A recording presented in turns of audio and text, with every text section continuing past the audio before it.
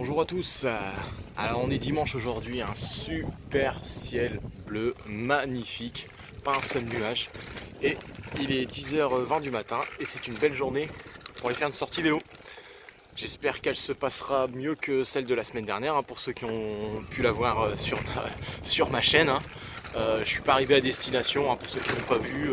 La police m'a déposé à une gare, je suis rentré, bref c'était une galère, je vous invite à aller la voir. Voilà, donc là je pars pour 60 km, on va rester en France cette fois-ci, on va se balader un petit peu dans les Hauts-de-France et je vous mets le tracé de Komout dans la description, comme ça vous verrez exactement où je suis allé. Allez, générique, et c'est parti, on y va.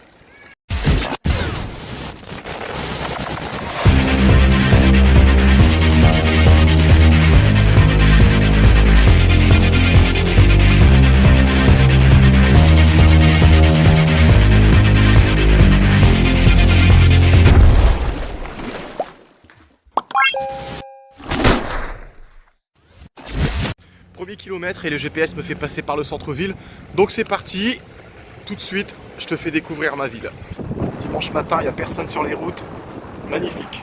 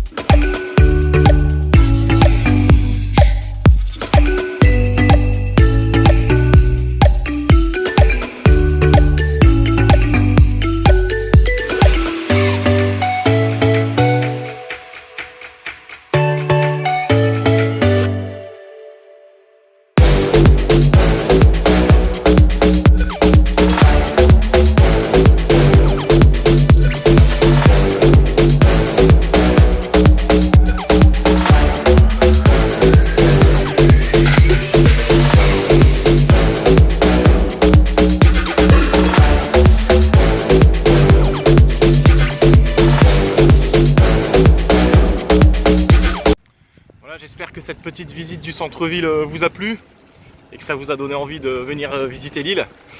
Bon, mine de rien, je ne suis qu'à 4 km, alors c'est bien beau de faire un peu de tourisme, mais là, maintenant, on va rouler un petit peu. Allez, c'est parti, on accélère le rythme. Alors l'île, c'est peut-être pas forcément la plus belle ville du monde, hein, je ne dis pas ça, mais moi qui viens d'une petite ville des Hauts-de-France sans intérêt, d'un petit village, voilà, le jour où j'ai débarqué à Lille, c'était un petit peu un indien dans la ville. Voilà, donc là, me dire que voilà, j'y vis ici, j'y vis en centre-ville, et ben voilà, je suis super content, quoi. Voilà, donc maintenant, je suis content, donc je fais visiter ma ville, puisque j'aime ma ville maintenant. Donc là, je suis à 10 km, ça y est, on a donc bien quitté l'île. Là, je me dirige actuellement vers Roubaix. Donc pour aller à Roubaix de Lille, c'est une très belle route, puisque il y a une piste cyclable qui est séparée de la chaussée. Elle roule parfaitement bien, elle est agréable. Elle est derrière moi et je vous fais voir aussi devant moi. Voilà, donc c'est plutôt une belle piste, très agréable. Donc là, je viens de rejoindre la véloroute Canal de Roubaix. Donc le lieu est plutôt charmant. Et là, ma route, c'est tout droit.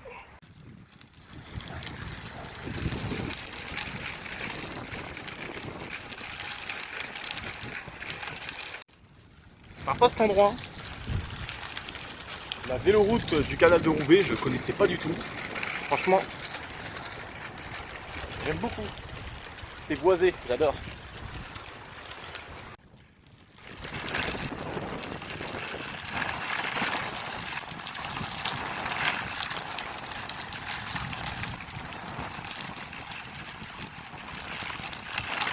Bon là, on a quitté la véloroute là. Et on est revenu par la ville. Et là on traverse Tourcoing. Personne sur les routes le dimanche matin. C'est hyper agréable.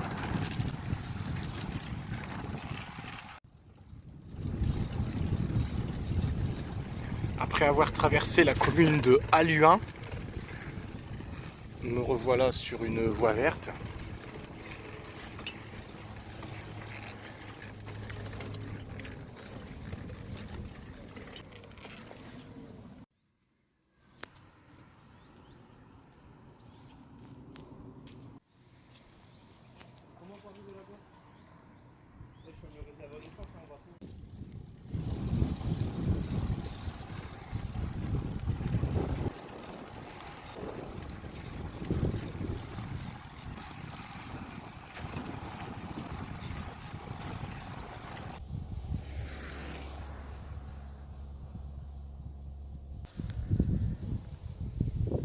Il est pas super sympa cet endroit.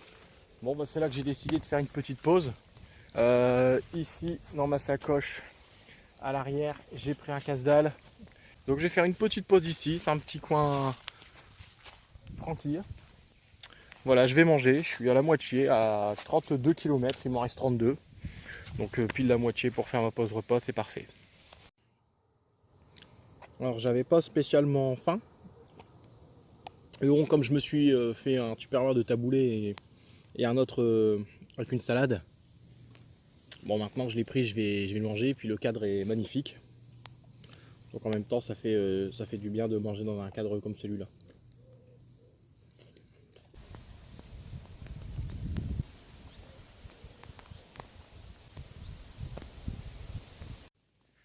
Bon voilà, j'ai bien mangé. Il est midi et demi, il reste 30 km. Toujours sur cette fabuleuse véloroute. Bon, comme on a le temps de discuter, pour ceux qui ont suivi mon aventure, ma petite aventure de 4 jours à travers les Hauts-de-France, le mois dernier, j'avais dit que il y avait un point d'amélioration sur tout l'équipement, tout le matériel que j'avais, tout était bien, sauf la tente. Donc pour ceux qui l'ont vu cette vidéo, j'avais expliqué que ma tente, il y avait une petite abside, qu'elle n'était pas forcément idéale pour moi parce qu'elle protégeait de la pluie mais pas de l'humidité. J'aimerais bien avoir plus d'espace à l'intérieur, etc. Donc là je vous mets une petite photo juste ici, ça y est, j'en ai commandé une autre. Donc en hauteur, la mienne faisait 95, j'en ai pris une de 105. Donc 10 cm de plus de hauteur, ce sera un confort supplémentaire, même si 95 c'était correct, mais là ce sera encore mieux. J'ai une abside qui va être vraiment plus grande, donc là vraiment en cas de pluie, je vais pouvoir vraiment me faire à manger à l'intérieur, dans l'abside, même m'asseoir dans l'abside, puisqu'elle elle sera assez large et assez profonde. Et puis dans la tente proprement dite, je passe cette fois-ci de une place à 2 places. Ce qui fait que cette fois, je vais avoir plus d'espace aussi à l'intérieur si je veux manger. Donc je vais avoir un gain de place, un gain de place pour dormir, un gain d'espace pour manger, un gain d'espace pour poser mes sacs. Et même un gain de hauteur, enfin voilà, je gagne sur tous les points. Voilà. Donc j'aurai l'occasion de la présenter plus en détail lors d'une prochaine sortie en bikepacking.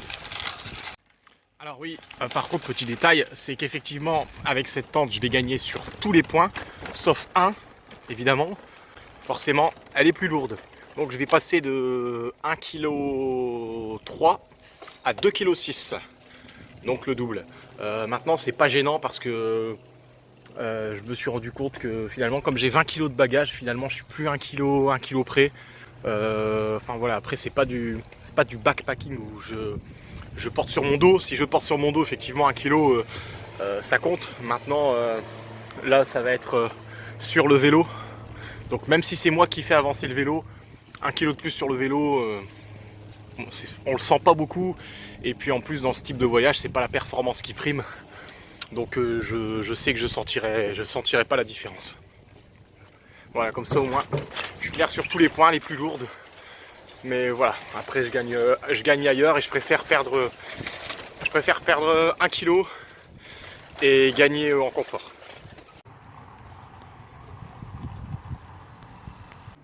Vous voyez la forme des panneaux, c'est pas écrit en français.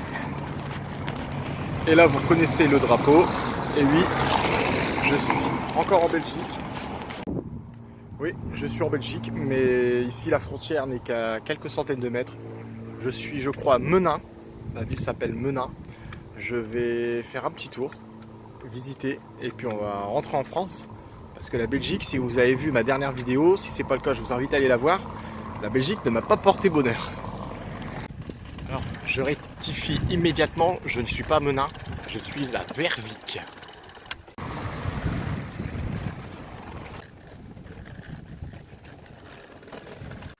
Bon, je voudrais revenir sur mon ancienne, ma dernière vidéo de la semaine dernière où j'ai eu une petite mésaventure pour aller en partant à Dunkerque. J'avais parlé des noms des villes qui étaient différents en Belgique et je vais vous l'illustrer tout de suite. Donc vous voyez, ils ont là c'est Richzel, donc l'île a été mise entre parenthèses, hein, donc tant mieux. Mais si l'île n'était pas entre parenthèses, faut savoir que Richzel, c'est l'île pour les Belges. Voilà, donc ça je voulais le préciser. Alors pour ceux qui ne comprennent pas, c'est un rapport avec ma dernière vidéo, donc c'est la précédente, c'est la dernière avant celle-ci, voilà, tout simplement.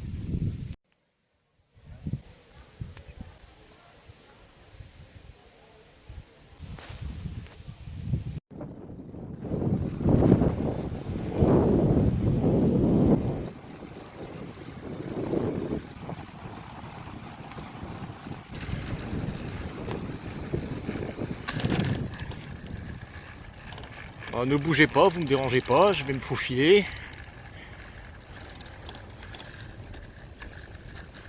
Merci. Voilà, on est rentré en France. Donc toujours sur une superbe véloroute. C'est la véloroute de la Deule. Donc la Deule, c'est le nom du canal qui passe juste ici. D'où le nom de sa véloroute. Donc maintenant, il me reste une petite dizaine de kilomètres. Et on sera à Lille. Et je crois qu'on va passer par un endroit très sympathique à Lille qui s'appelle la Citadelle. Donc on va se retrouver là-bas. Et quand j'y passerai, je vous filmerai un petit peu.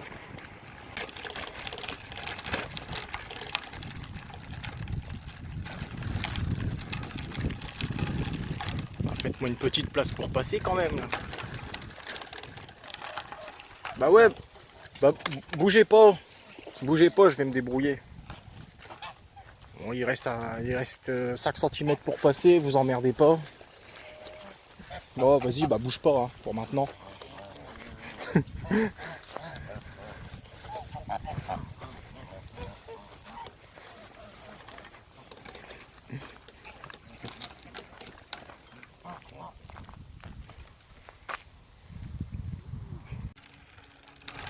Bah j'ai plus d'eau. Ça fait 3-4 km que j'ai plus d'eau. Alors, une bonne et une mauvaise nouvelle. La bonne, c'est que je sais où il y a de l'eau potable. C'est dans 8 km à la citadelle de Lille.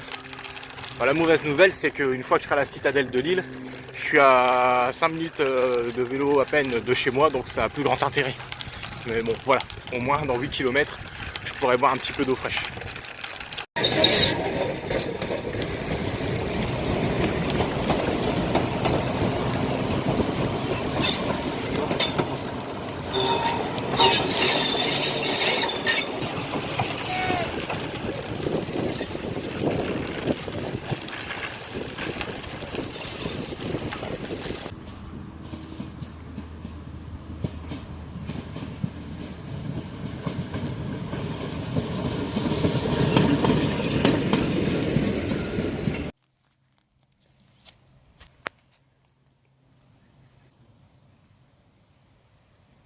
Voilà, ça y est, on est arrivé à la citadelle de Lille.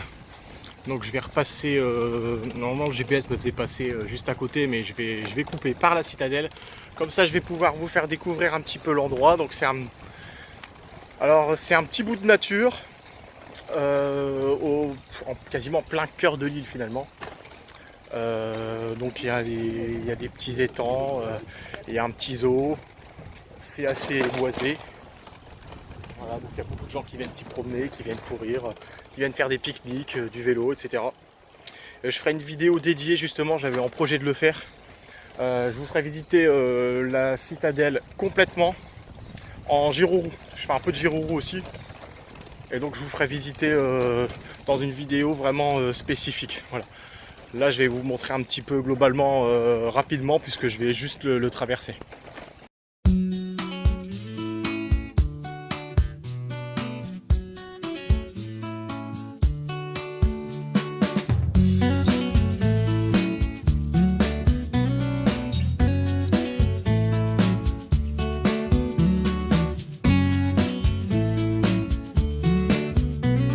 Voilà, donc c'est un immense parc.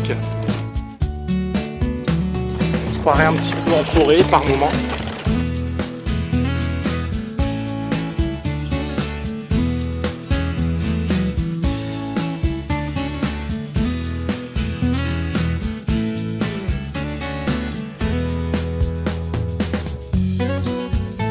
Donc c'est assez grand, hein, si vous voulez vraiment faire tout le tour. Et encore, il y a plein de petites dérivations. Si on veut prendre toutes les allées, je sais pas, mais il faut compter 2 heures, facile. Faire tout le tour, ouais, plus de 2 voire 3 heures même. Si on veut vraiment tout arpenter. Ouais, j'évite de trop filmer les gens sur les côtés. Je sais pas comment ils pourraient réagir, quoi, mais il y en a quand même énormément. Je sais pas si on voit la caméra qui sont installés dans l'herbe, qui font des pique-niques.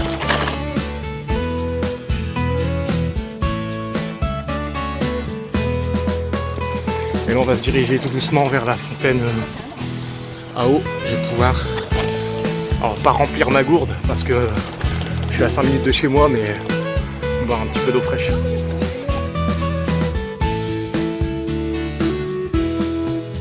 Voilà, c'est un endroit où beaucoup de Lillois aiment venir se ressourcer, prendre l'air.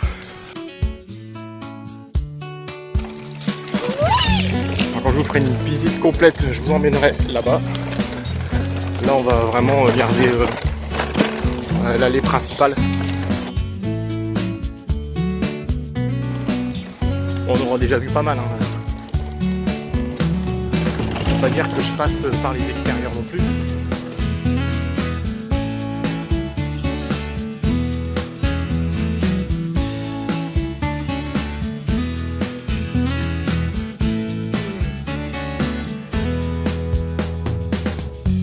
Bon, ici c'est interdit aux véhicules, hein. Là évidemment c'est une exception, hein. C'est une camionnette de police, mais vous croiserez évidemment jamais de voiture ici. Et là on retrouve la Deule, on a longé depuis pas mal de kilomètres. Ouais, des jeux pour enfants. Là c'est dimanche après-midi, il est que 15 h, il y aura encore un peu plus de monde en fin d'après-midi. Après c'est vrai qu'on est en plein mois d'août, il y a beaucoup de gens qui sont en vacances, mais ici quand il fait beau, c'est blindé de monde. Là juste ici derrière on a un zoo. Et là si jamais on montait sur le pont qui est juste ici, on aperçoit les rhinocéros juste derrière, ici la clôture. Il y en a 2 ici à Lille.